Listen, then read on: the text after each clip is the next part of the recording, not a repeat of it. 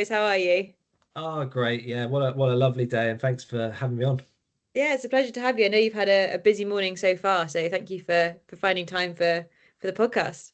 Yeah, we do nursery drop-offs, dentist appointments, cancelled meetings all before 9 o'clock. So yeah, fun times.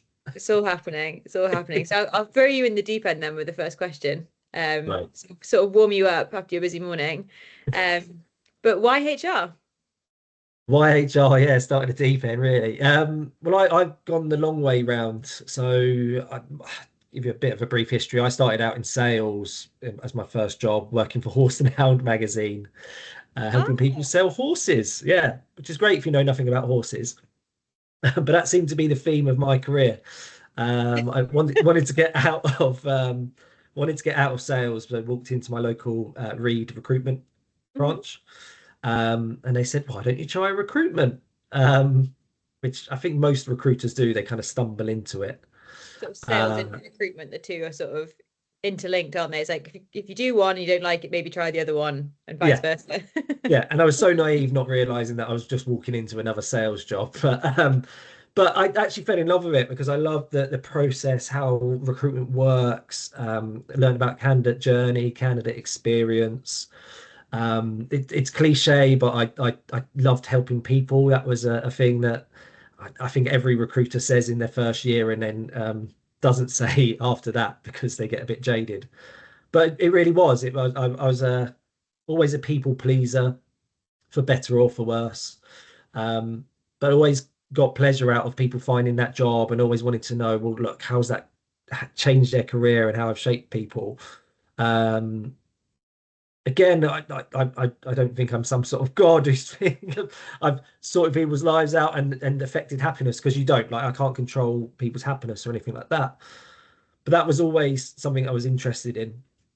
Moved in house because I really did want to get away from sales, Mhm. and worked in a company where they didn't have any kind of recruitment process, didn't really know how to do it other than just go to an agency. Um, Started managing an HR assistant, because we were a small company, we were about 80 employees, so about 50 employees at the time, and started getting interested in okay, the candidate experience after a hire. So yes, it's about attracting someone to a role, but then what happens after that? Mhm. Onboarding, then on to promotions and having to let people go, unfortunately, but all of those things that I started covering. Worked in some other internal recruitment roles, and then went back to that first company as a head of people. So talk Wow. about thrown in and deep end. Yeah, it was up to about 90 employees at the time. So I knew the company as well. But that role became more of I'd say more of a talent role. So it was about employer brand, retention, employee engagement. We did do performance review, through to competency frameworks and all that sort of thing. So it kind of a long answer, but it was a long way round into HR. That's Yeah, interesting. There's yeah, two sort of life cycles going on there. So one is sort of that employee life cycle or experience from sort of that top of the funnel, the recruiting, getting someone involved. And like you say, it's sort of you are in a way, I always think as a recruiter responsible for that person's happiness in some way because you're the one who's advising them and placing them in something that impacts their entire day to day, potentially the trajectory of their career. yeah. But then flowing that through into sort of the aftercare of that employee or what happens after you've placed them and making sure that sort of the thing that I think everyone is guilty of maybe in a sales and recruitment role is sort of being very laser focused on what happens up to that point, but then actually what happens to that client or that employee Yeah, after yeah, that, exactly. right? Yeah, yeah. So being able to help with that. But I think also that life cycle is quite nice as well of starting somewhere in recruitment and then rejoining as a head of people and being able to bring all of that wealth of experience that you've learned around what that aftercare should look like to strengthen that proposition at that business as well. It's really interesting. Yeah, and I think it's a role that in I probably wouldn't have got that gig in another company, if I'm being quite frank. You know, there's CIPD qualified HR directors who are, of course, going to be a lot more experienced than me. But my experience was knowing that company, um, and the company trusting that I can go in and support them for what they need as a business. So yeah, it was a wild time, but yeah, it really was focusing on creating an environment where people can thrive in. So like what you're saying, impacting happiness. We weren't telling people be happy, Mm. but we were creating opportunities where they could be. So I call them happiness spikes, where they're moments or things that happen or engagement techniques, you can call them, whatever you want to call them, where you won't please everybody with each of those spikes, but if you have enough of those spikes, you will please everybody. And that's where I look at it. So it's that environment where people can thrive. That's the line that I've kind of taken from there and run with. Yeah. And how did you approach that, Joe? When you went back into that business that you say, they could have hired someone CIPD qualified, someone with years of, people experience under their belt. How did you approach going into that business and looking at how you could produce these happiness spikes and how you could potentially change the culture of the business as a whole? Yeah, so I had a head start in trust in senior leadership team, but I needed to get the trust of the employees. So I knew a lot of people who were there from the time I was there before, but not probably 70-80% of the employees weren't there from the first time round. So Mhm. that part I was starting again. And really it was taking time, spending time with those employees to build trust. Mhm. That was the way I looked at it first. While building trust, you're also getting a picture of, okay, where the business is at in terms of what people think. And beyond the anonymous survey, which I'm not a big fan of, we might want to talk about that. Um, but having those conversations again, we benefited from being a company where I could have conversations with every single employee. Mhm. If that was 1,000, 2,000 person company, it might be more challenging. You might take a different approach. Um, but I really spent time getting to know employees on a one-to-one basis and making it clear that I was there and available and not the scary HR person that you go quiet when they're around. That probably took about 6 months. Mhm. It's even in a that size company, it took that much time to show that what I was doing was to benefit them. Um, the balance, the trick I found then after that was having that balance of what the company wanted versus what the employees wanted. So finding that balance and we didn't get it right all the time. In fact, we got it spectacularly wrong in times. But finding that balance was how I approached it. And really, what we needed to do was more on the performance side. So we built competency frameworks. We looked at talent mapping, succession planning, so people could see their future because that was something they just couldn't see, um, which lent into my strengths as well, which was fortunate. That, yeah, it worked out well. Yeah, exactly. But that was what they needed as a business, and that's part of the reason why I was invited back. Yeah, I mean it's really interesting because I think that challenge that you mentioned around being sort of in that between a rock and a hard place really in terms of what the business wants to move forward, but equally what the employees want. And I think such an important part of that is that open and honest communication that you mentioned in terms of building trust, but then actually showing employees that you are advocating for them with the business. And I think, well, correct me if I'm wrong, because you know a lot more about this than I do, but if you're listening to what people are saying and you're implementing that in the business within reason, if it makes sense in terms of whether it's performance indicators, whether it's company culture, whether it's how people feel in their role, it's only going to benefit the business in some way because that's going to drive business results because happy people often are more productive, they take less time off work, you have less turnover. So the two are sort of interlinked. And I think you hit the nail on the head from my experience and what I've heard in terms of people being happy and listening to them first, and then the business results often follow from that. But I suppose it's being brave like yourself and actually taking the leap to tell the senior leadership team that you need to listen to the people and what sort of comes first in that Yeah, approach as well. and we made mistakes in that as well, where we didn't listen to people. So I'm a big advocate for EVP, and it's what I do with my business now with Cheer. But we implemented EVP, not employee value proposition, not in the kind of employer brand way. We did it for employee engagement.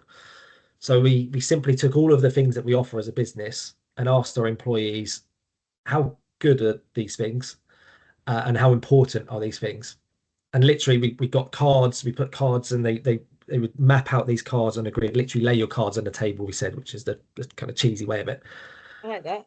But it was a non-anonymous approach to have those conversations and understand of everything we offer. So not just salary, bonus, those kind of things, Mhm.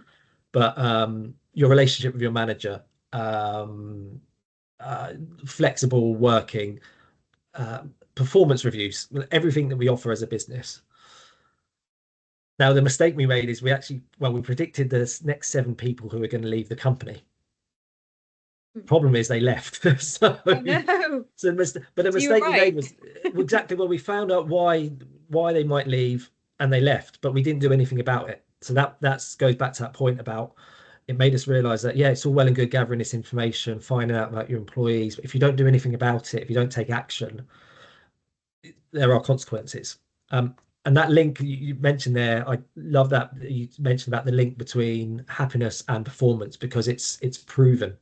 Mm. So many businesses don't believe it, but there's evidence everywhere you look. I use a really straightforward example of Timpsons. Hmm. You know the cobblers, Timpsons, right? And the key cutting, right? That's it. Yes. Yeah, exactly. So there's a really good book by their CEO, James Timpson. So family-run business, and it's either called the Happiness Index or the Happy Index because there's both of those books are great, but this one of these is this one. But his biggest indicator of success is a score of happiness out of 10. So he asked all employees in branches will ask how happy are they with their manager's performance out of 10. Um, and he's linked it, the happiness score matches the highest performing branches Wow. all the time. And he's been doing this for years. The employees can do this daily if they want, but then they have like I think it's quarterly or wherever they do it as a pulse check. But that's their number one indicator of success as a business. Um, and they do so many just quite straightforward, simple things for their employees, and they just for a business that you wouldn't maybe expect it, but that they do really different things. And James Timpson himself is incredible. If you read the story, he uh, he employs, I think 15% of the employees, it might be 10 or 15% of employees are ex-convicts. So giving people second chances and that sort of thing. So it's like fantastic stuff. But he's just one of like hundreds of examples of businesses that get that right. I mean, really, I have a really interesting link there actually with James Simpson because when I was at school, back in sixth form, he came in to, 'cause he's from the area that I grew up in, Oh strangely wow. enough. He came in with two of his employees who had criminal records and had been recruited sort of after being in the prison system to go and work for him.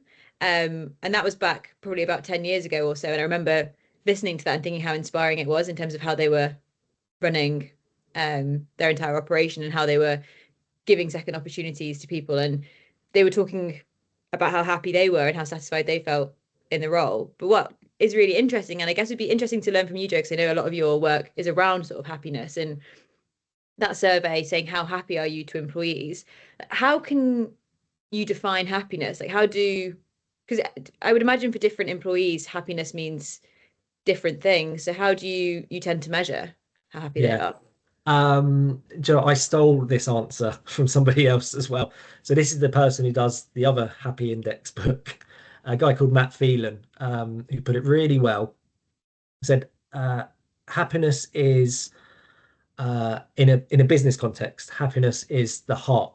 So how you feel about a business. So how you feel on a Monday morning, or how do you feel Sunday night before you go on a Monday? But how the sentiment, how you feel about work. Um, Whereas engagement is the brain or how you think about work. So it was a really simple way of looking at it. And it kind of skirts away the true answer of what is happiness because we don't like it's subjective, right? My happiness is Mhm. different from yours, etc., etc. And that's why a lot of businesses maybe are put off with looking at happiness because they think, well, it's so subjective. How can we measure that? How do we track it? And the idea is not necessarily to track it and try and improve that score Mhm. because people will gamify it. If you say if a business result depend on that score of happiness. People will say 10 just because they might get a bonus or they might get promotion and that sort of thing. So it's not to game, not to rely on that score. Use the score. I'm not saying don't use it, but doing those surveys, the action of asking those questions and communicating is the bit that you can measure. So Hmm. it's like, so again, Matt Phelan puts this a lot better than me, but he says if you're doing 4 engagement initiatives in a year, make sure those are done, because a lot of businesses might do them twice a year or 3 times a year and then wonder why people aren't engaged. Hmm. So it's like, well, actually, say, well, doing the thing is the point. And it's something I used to do with my anytime I would manage somebody, I would always ask them every week, how happy are you out of 10? And that score didn't affect it didn't affect promotions, it didn't affect pay rises. I didn't report that to a senior leadership team, but doing that every week would just help me understand, are my employees happy or not? Um, and they couldn't gamify it, and I've spoken to them about this since. So there's one employee, Nicole, she would always score 7, 8, that kind of score. But if she ever had a 10 or if she ever had a 2, I'd know there was something great or something bad was going on. So it just started that conversation. And then had another colleague, another employee, Anushka. She would always score 12s, 13s, 14s, which used to piss Nicole off because she said you can't score more than 10 on a scale of 10. But again, if she dipped to a 9 or a 10, you'd know, well, there's something we need to talk about that week. So it wasn't about reporting that. It wasn't about measuring that in terms of a KPI. It was about opening conversation, opening dialogue, having that communication. And that's the bit where, again, businesses can be hesitant on engagement techniques and surveys because of a number of different reasons. But the point is communication, open communication. But Hmm. it almost becomes an internal comms role, the work I do with Cheer. It becomes that a bit of HR, a bit of talent, a bit of recruitment, a bit of everything. Yeah, bringing it all together, which is what you need in that circumstance, right? Because I think everything you say interlinks again so nicely in terms of you have to build a culture of trust and openness in order to extract's probably not the right word, it's probably a little bit harsh for what I mean, but to be able to get the right information from your people and get people to open up and be honest with you as a business and feel comfortable sharing how they're really feeling, so that you can actually, like you say, open up that conversation with them to understand why they might be feeling a certain way.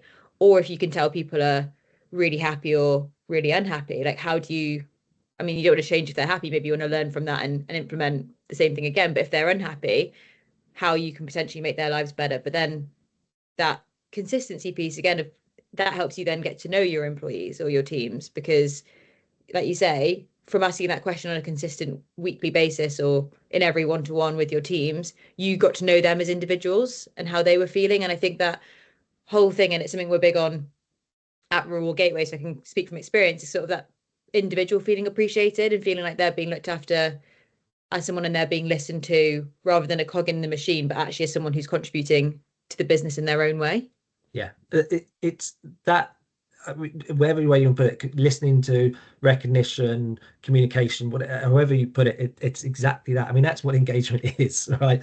So that's what engagement is, and that's why I love the happiness is the heart, engagement is the brain, because they are linked and they can impact each other.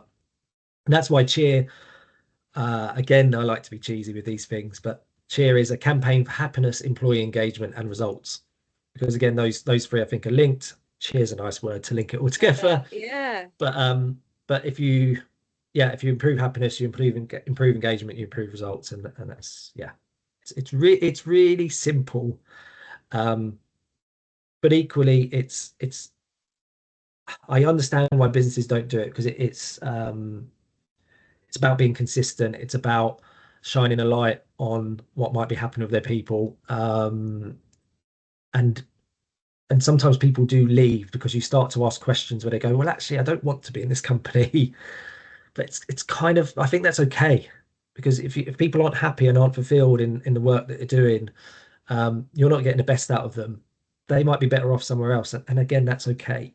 Um, I'm okay with retention being worse for the first year of doing what I do because talent density rises.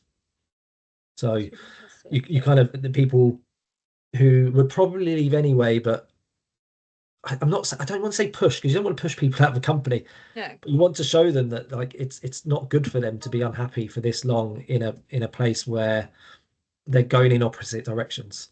Um, I get it. It's not easy for people to just take that leap. The way the market is at the moment, it's a challenge. But actually, if you have those conversations, sometimes the people who might be unhappy, you can impact that. So you can go, well, actually, the air conditioning's on and it's too cold, and that's the thing that's causing the biggest problem. Well, we can That's just turn it me. up. Yeah, all right, there you go. It's like, but like if someone's sitting there freezing cold every day and they're not talking about it, I know it's a more maybe it's Yeah. not a more flippant example, but it's like if you just have that conversation, it's like, well, we can just turn that up 2 degrees. And it's like that. Then that to me is the difference that can make somebody perform so much better because they've been listened to for a start Mhm. and you fix something that actually isn't that big of a problem for a business, Yeah. but could be a big problem to an employee. Yeah, showing you've made the change is important, isn't it? And if you can't make that change, it's communicating why and how you're, I guess, approaching making that change in the future, right? Because not everything can be as simple as you say as, As a changing the switch. dial on air conditioning, right? But again, I think that natural attrition that you mentioned is okay because actually it shows you care about individuals in your business for them being happy, and actually it might not be the right role for them, which shows integrity. You care about that individual as a business. You're not just focused on, well, I just want to have people here to achieve our, our business results or our KPIs for the year. Um, but equally, I think sometimes when people realize that maybe the role isn't right for them and they leave, it can really create a culture of a new set of team members or the remaining team members who are there, who are happy, who want to thrive and move forward together. And you Yeah, create that new culture of, it's almost like a rebirth of the business, isn't it? In terms of, I don't want to use the word bad apples because it's not always the case. Sometimes it's just not right for those individuals. But actually, when they leave, everyone can kind of flourish a little bit more because there's a happier atmosphere yeah. within the business. I've got a great example. It's fairly recent. I was consulting with a business who they were talking. I'm just saying, making careful. I'm not revealing too much. Mhm. No, okay. But there's did some consulting with a business, and they had a problem in their talent team. And there was a person in the talent team who was really good at a specific type of recruiting, and they didn't want to lose that expertise. But this person was promoted into a manager because they wanted to keep them. That's another issue. But anyway, this happened. Um, and as a manager, they were terrible. They had a really good skill set, but as a manager, they were terrible. People were leaving the business. They were trying to hire someone in a slightly different role to become a manager to not upset this person. Mhm. Um, so they wouldn't feel like they were being pushed out as a manager. Um, but they were still trying to keep this person within the business. And this person was disruptive. They were causing problems. They were throwing their weight around when they didn't need to, causing problems with PSLs, all sorts of stuff. And it's like all like, this was a bad apple. I don't mind saying bad apple has caused all of this problem. People are leaving. People, other people can't get promotions. Your PSL's messed up just because you want to keep those skills. And you think, what if they just quit tomorrow? Like you'd survive. Like you'd find a replacement, it'll all Mhm. be okay. So why is it does a business accept all of that and pander to everything just because of a particular skill set which you can train? Um, so it turned into I actually have conversations with this person and help them understand because they didn't know. So it's not Mhm. I don't necessarily blame that person because they didn't know they were causing disruption because everything works in their favor. So they're like, Mhm. oh, hang on, I can carry on doing this. Um, and that's a bit where it's like, actually, again, if that communication happened quicker, none of those other issues would have surfaced. So again, we talk about engagement, but I also talk about disengagement. I use analogy. There's a imagine there's a boat with 10 people on it. Mhm. Um, the Gallup survey state of engagement says that 90% of the UK workforce was disengaged. So you'd imagine there's one person at the front of the boat going crazy, going hell for leather. You've probably got about 8 people, 7 or 8 people in the middle who are disengaged, and they're not again not bad apples. They're just like it's okay, Mhm. just going along. And then you've got that one person at the back who's actively disengaged. They're the bad apple who is going in the other direction. It's like, again, everybody's life in that boat would be so much easier if that one person jumped off the back or got into another boat. Hmm. That person at the back must be so frustrated because they're going in another direction for everybody else. Um, so yeah, it's to me that's the work I do with Cheer is trying to find out where people are on that boat. And it's not about pushing people off, but it's about helping people go, well, do you want to come and turn around and face the same way? Or actually, do you want to start thinking about somewhere you might be happier? It's in their interest as much as the business, as you said. Yeah, it's a really interesting analogy. When you think of it like that, it's interesting because, yeah, you say engagement, disengagement, and it's really hard to visualize what that might look like. And I think sometimes businesses that I speak to struggle to measure engagement. And it's a question I'm asked quite a lot is, well, how do we measure engagement? We do our ENPS, we look at our engagement scores, you know, but realistically, like, how do we know? And I think it's all very interesting in terms of the visual analogy. If you think of your business Yeah, as a ship and what percentage of people might be stopping that from moving forward and progressing, who might be holding it back as more of an anchor at the back, like you say, or they're paddling the wrong way. But equally, I think there's the piece around that open and honest communication that you said and being able to extract the right information. yeah, It doesn't necessarily need to be a tangible score or a number or a percentage. It can actually be listening to feedback.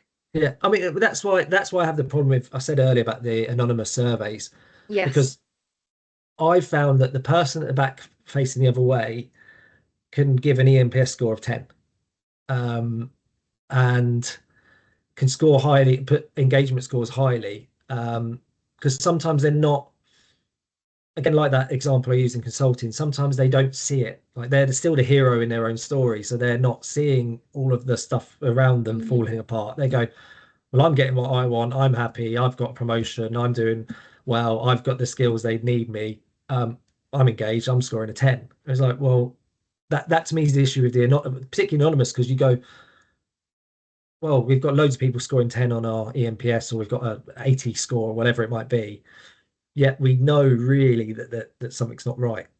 um, but again, the conversation will make so much more impact.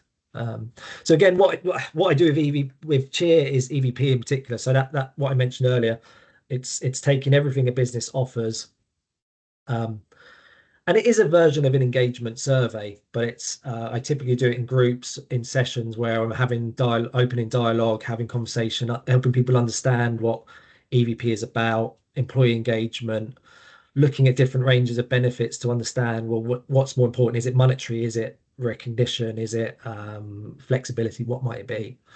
Um, and when I've implemented this, again, you predict people who might leave, but you predict those um, that are probably going to be the future of your business. You can start to see who really is bought in, or are those people that are in the middle of that boat, or you think, well, actually, with a bit of encouragement, they could be right at the front. So um, and when I asked that question, because the first question I asked to a business is like, if you had that boat, how many are disengaged on your boat?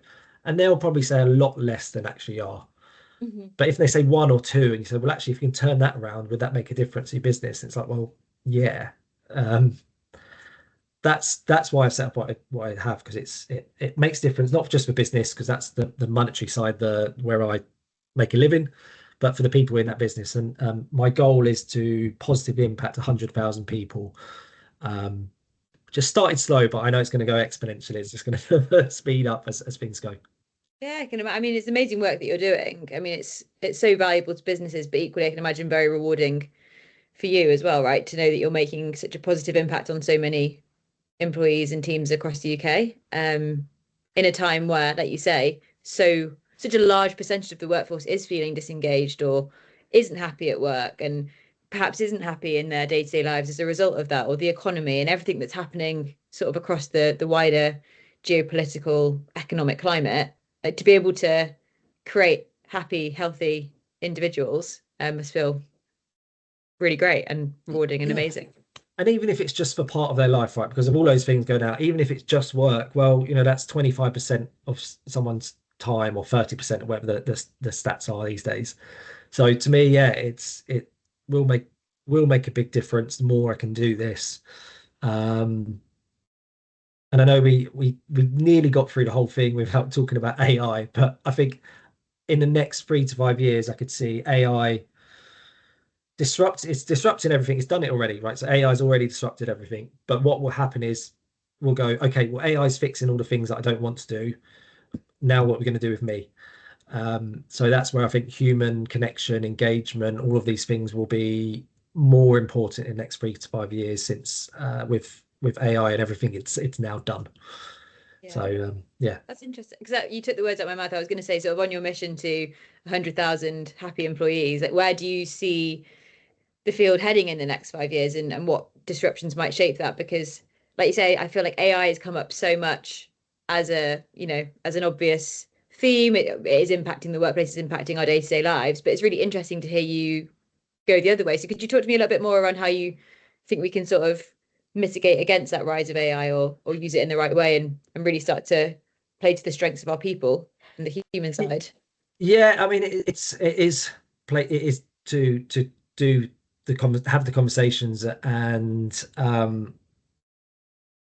the concern I have with AI is only that it does such a good job of making lives easier, taking away admin, mundane tasks, all those things. But the concern is it just keeps going and the human connection bit gets left behind. That's the more negative outlook on it. Um, but I honestly think that it will make a difference. It will make an impact. I can't. I've lost that bit now. I'm kind of just repeating myself on this now. Um,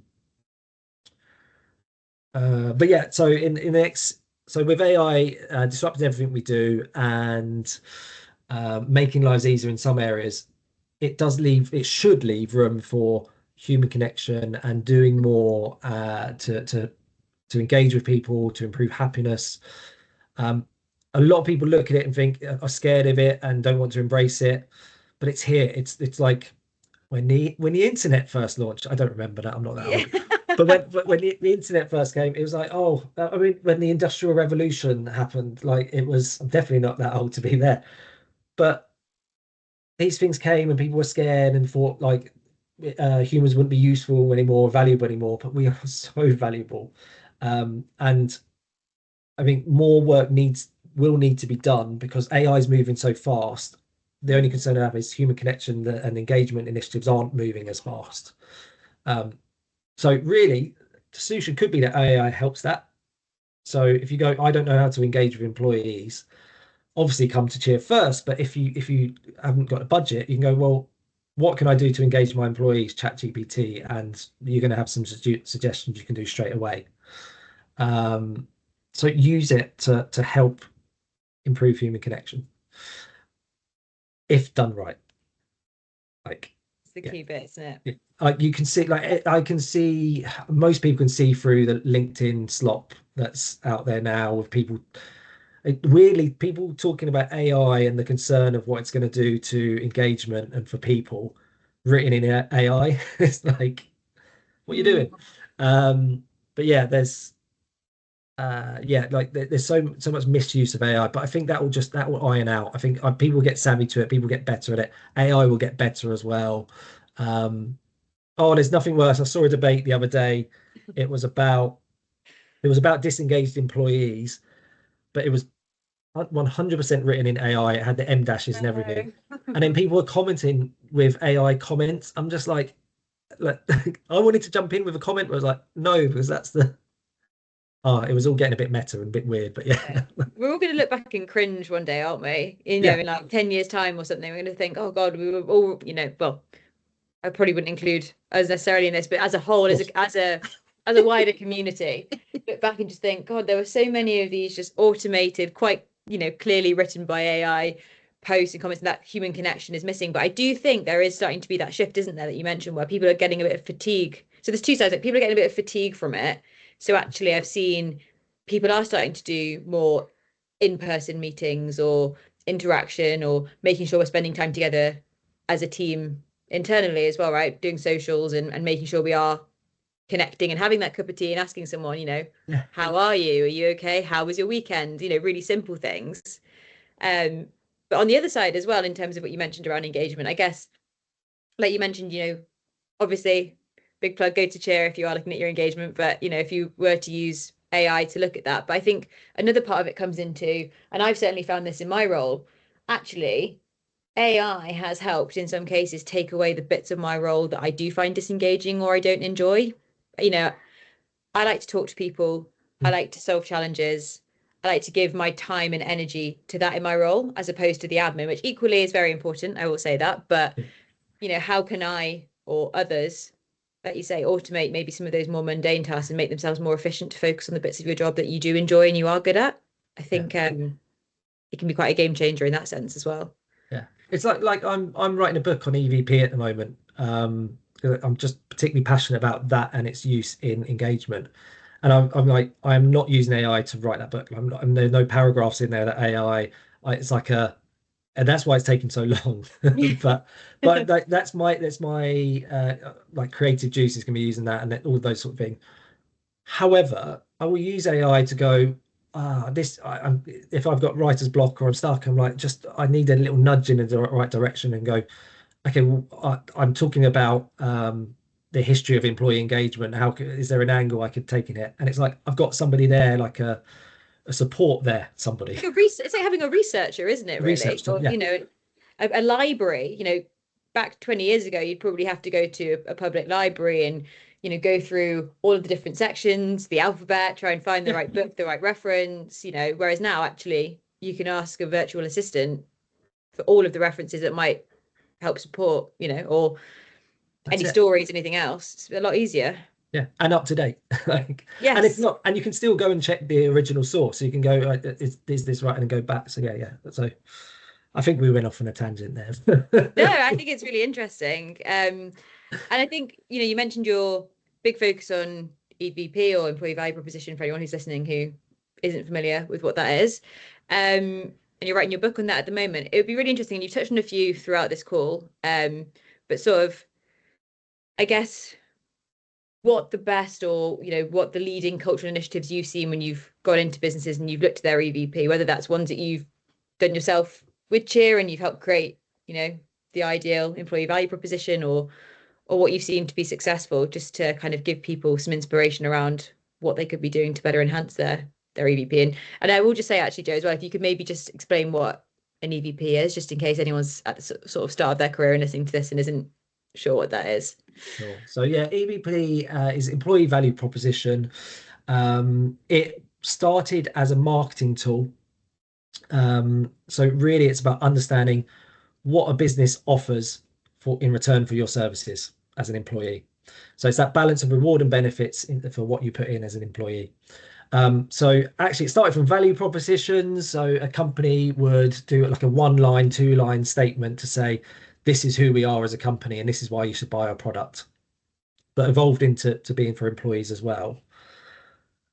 The evolution of EVP has become that it's now more than just a slogan to say why you should come and join our company. It's about understanding all of the things that a business offers for employees. So again, 15, 20, 30 years ago, probably more 30, 40 years ago, employee would work for a company, earn a salary, work there till they retire, and that was it. But obviously now in a ever-changing world, post-COVID even more so, employees work for so many different reasons. It's not just all about the money. Mm-hmm. Yes, money is important, but people want pets in the office. They want recognition. They want a knowledgeable team. They want a great social um, experience at work as well. So there's all of these different things. EVP, you can break it down to as many pillars as you like. I break it into 7 pillars. So brand, culture, environment, monetary, prospects, relationships, and well-being. Mm-hmm. And then within there, you'll have loads of different topics that you offer as a business. So a good EVP tells a potential candidate how, sorry, a good EVP tells a candidate all the reasons why they might want to join a company to help them make a decision. A great EVP will help existing employees understand why they work, what motivates them, all the things that a business offers they might not know about, and involves them in the conversation too. So that the really great initiatives I've seen, or when EVP's done well, is when it involves the employees and it's Hmm. different for them. But actually, some real great initiatives I've seen have often been the really small ones that don't take much effort. So there's one called Golden Goals, which we did in a previous company, where we asked everybody in the company to write down on a card a goal they wanted to achieve. It's probably about this time of year by the end of the year. So it's like a 4, 5, 6 week window. What was one goal that you want to achieve that you could really push yourself to do by the end of the year? It didn't have to be work; it could be anything. So some people put to run 5K under 20 minutes or something like that. Um, I can't do it under 30. But Me someone wanted either. to do, yeah, someone wanted to do like an ice skating move. Somebody wanted to read 5 business books. Like there were all these different things on there. But everybody would put these up on, there's this big wall as you come into the office. They'd all be up there with a space for a stamp. So we got a stamp in as well. So that every time somebody would hit that goal, we'd get a stamp, there'd be a bell, everybody would cheer. But then there Oh. were people within the team who had the same goal. So if there were 3 people who wanted to run the 5K, they'd go together and do running on a lunchtime, or go to do a 5K. I think there was about 6 or 7 of the team did a 5K in like a park run sort of thing. Mhm. So that such a small, easy thing to do with some card, a stamp, and managers would do that with their teams. Then you'd have like 100 of these on the wall, and then the celebrations were happening for the next 8 weeks. It became a big event. I love those. I love when people do recognition programs. So it could be as simple as say thank you to an employee on a Slack channel. Mhm. Um, and then you've got a record of all of those thank yous. And then the senior leadership team can pick the best one and give a voucher to the best one they see in a month. Or in a previous company, we did this and we did a £10 Amazon voucher for everyone. So it was like there's a lot of Yeah. money in that business. But like you could do 3 a quarter to make it work. But those little things would make a huge difference because you go, well, people want to say thank you to others. They're Mhm. encouraged to do it. Some people tried to gamify, you'd suss them out, then you'd have a record of all of the great things that happen in the company. And then SL senior leadership team would see that as well. So it's like, again, so easy to do. It doesn't have to be financially backed either. But they're the ones that I love. That it's those small, quick, down and dirty things that you can just get done. Um, and again, I do lots of workshops with these with Chit, another plug. I do loads of workshop with these to help employers and managers go, like, it doesn't have to be hard. It's not a big daunting thing. You can do really simple things and make a big impact. I love every single one of those. I mean, like they all have the one common sort of shared objective or goal of recognizing your employees and celebrating them and bringing everyone together as a team. I mean, I love that, the gong going, the stamps, people clapping, because it just Yeah. creates a great atmosphere in the office and it makes people want to get involved and everyone feels part of a wider goal. And as you say, because it was set at the time of year, I would imagine they were quite realistic goals, so people are actually able to hit To them as well. achieve, And I yeah. think you get that momentum then, don't you? When you hit a goal, you feel more positive and you feel happier moving forward and you feel like you can take on anything really. It's the same as Oh, and hitting then across targets, isn't it? departments, so there's teams that like might not be speaking before, like design, engaging with sales and marketing with editorial. There's all these teams working together. And then when you get into the end of the year, when there's a few that haven't been done, and people jump in and try and help. Like, how can I help you Yeah. achieve that goal? Oh, I loved it like that. If I've got time, there's one more I'd love. Go We on. call it the inspiring session.